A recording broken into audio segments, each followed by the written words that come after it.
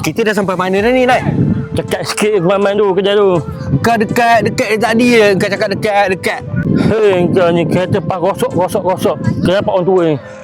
Aduh, Tak lelah ni. dah nak buat macam mana? Kereta aku pun belum. Jalan. Aku kisah. Tu, Jinggo tanya apa tu? Jauh lagi ke kau orang? Tak jauh depan tu je. Mana?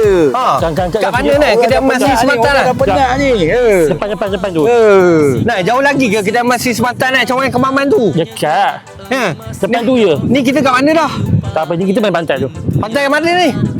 Aku tahu skating mana. Jalan je. Kata Harimau bergaya bentuk dan desain menambah jiwa syurga emas. tak apa, Nat. Biar dia rosak tak apa. Jangan semangat kita dia rosak sudah lah.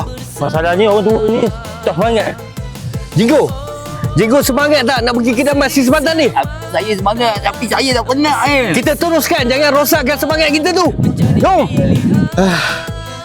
Dia tengah. Betul lah. Betul. Sampai pun. Sampai dah. Daripada Puantang tu jalan kaki ni. Daripada Kuantan kita tadi. Ni daripada pukul 4 pukul 7 pagi tak ni. Itulah. Dah kereta gas pas rosok. Dia kaki lah.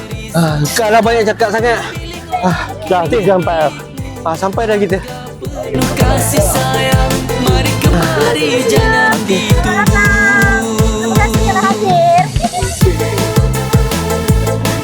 Okey guys, majlis peresmian pembukaan kedai emas Sri Semantan Cawangan Kemaman. Inilah hadiah-hadiah guys. Hadiah-hadiah guys untuk Jabatan Bertuah guys. Sinar indah di tangan, Kereta BMW guys.